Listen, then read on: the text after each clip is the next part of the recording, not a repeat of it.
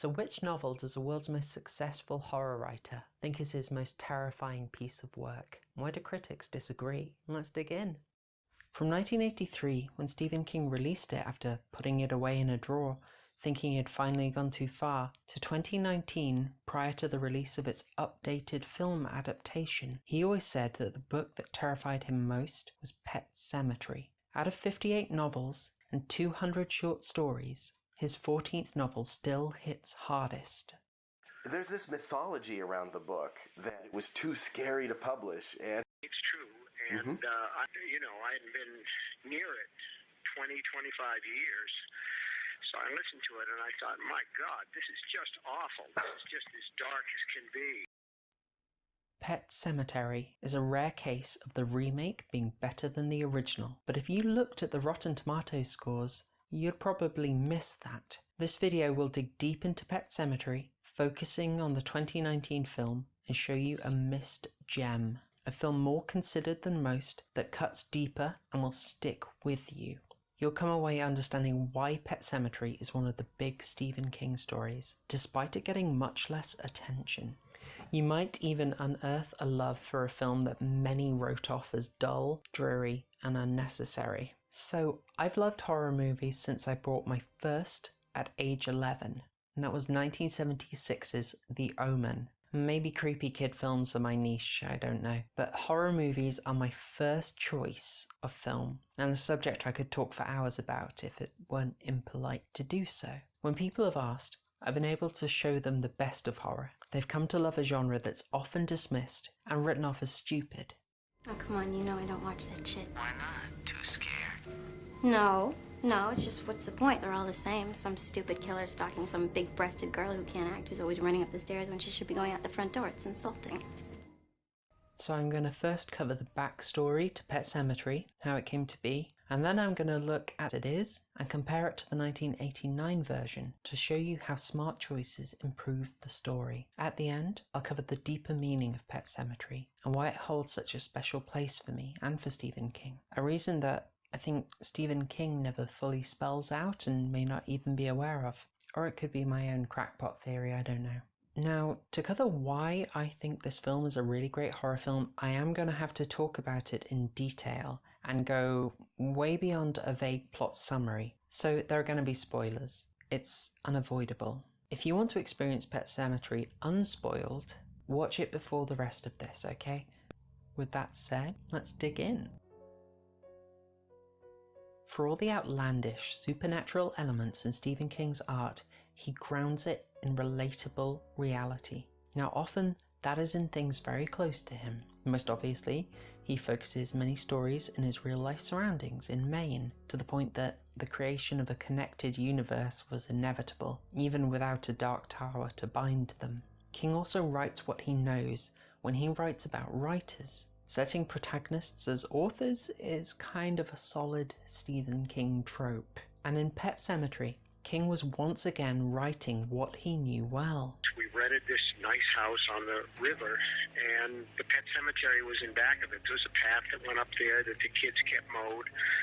They didn't wear any of those funny masks, with the hook noses and stuff, but it was there. Using his real-life experiences in 1979, Stephen King began building up the basic elements of Pet Sematary. It was my campus, and I just made the guy a doc instead of a writer in residence, which is kind of boring. He lived next to a big road. The trucks that roared by really did claim many pets' lives, and that includes King's family cat, Schmucky. Like the protagonist and King's stand-in Lewis Crane, King was alerted to his cat's death by an older neighbor. how did she process? How did she take this loss?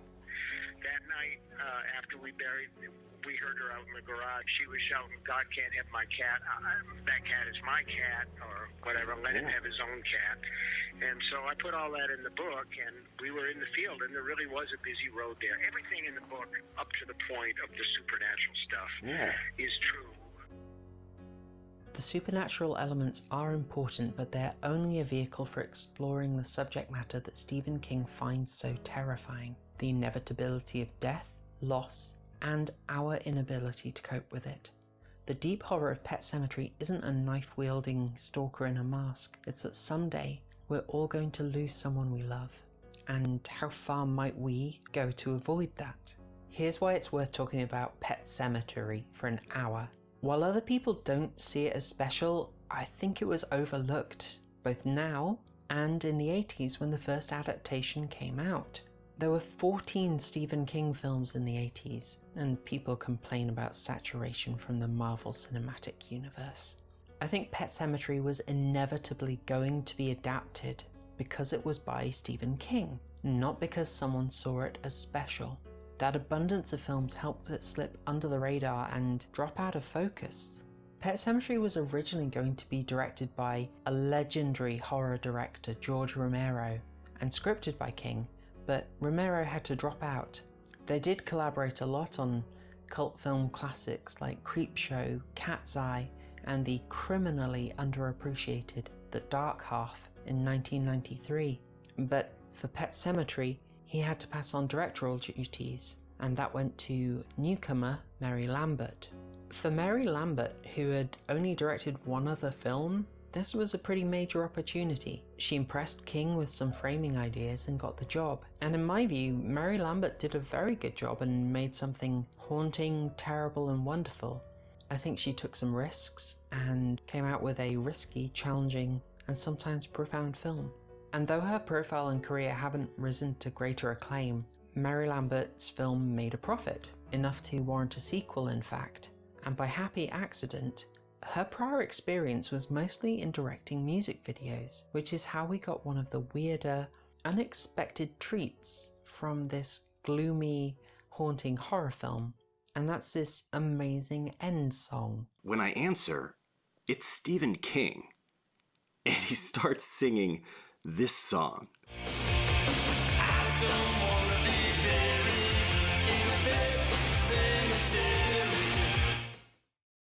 Now, as we'll see, this song is an odd way to end a melancholic, sinister movie, but before that, we should appreciate how iconic it became by pure serendipity. And King, as a Ramones fan, continues to love it. And you better believe I'm going to fill this video up with it every chance I get. Oddly and unfairly, the 1989 Pet Sematary is probably best remembered for that song, rather than its plot or decent performances by Denise Crosby, Fred Gwynne, or child star Miko Hughes. Miko Hughes actually went on to become a bit of a darling of horror. You ended up seeing a lot of him in the late 90s.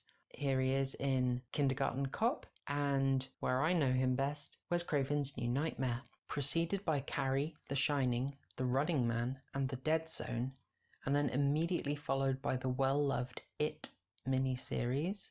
Maybe it's not so surprising that Pet Sematary is relatively forgotten. I scanned a bunch of top 100 scariest horror movies. Pet Sematary never placed.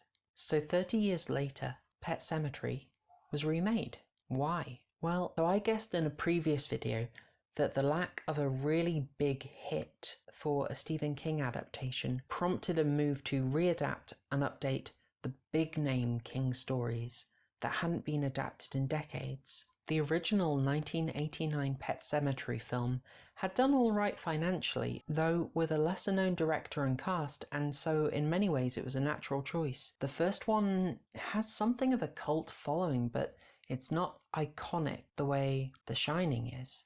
That said, it hasn't stopped them ruining Carrie over and over. I also showed how It Chapter 1 and the Pet Sematary remake both struggled in the development process. They're in development hell for a long time, until the success of Stranger Things pointed to a clear desire for a similar story. In this case, It Chapter 1 was adapted to be closer to Stranger Things, and the success of It Chapter 1 boosted the production of Pet Sematary. And Stephen King agrees. We're seeing a second wave of adaptations. What happened to me, I guess, was that it was such a big success that people decided, well, there must be gold in some of that old shit that hit this guy Come on. back in the day. So, a lot of the old stuff maybe is going to get remade.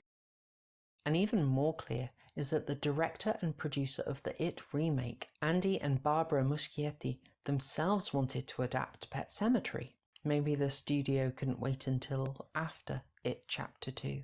Now, we've never really had a slump or a big gap in Stephen King adaptations, but maybe we'll expect some more ambitious projects after this. Maybe a much-needed longer-form second shot at The Dark Tower?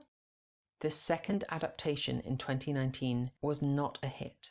I cynically suspect that many reviewers were waiting to type out a review with a snappy headline. The studios should have learned from the book. Bringing something back won't bring good results. A message for the franchise.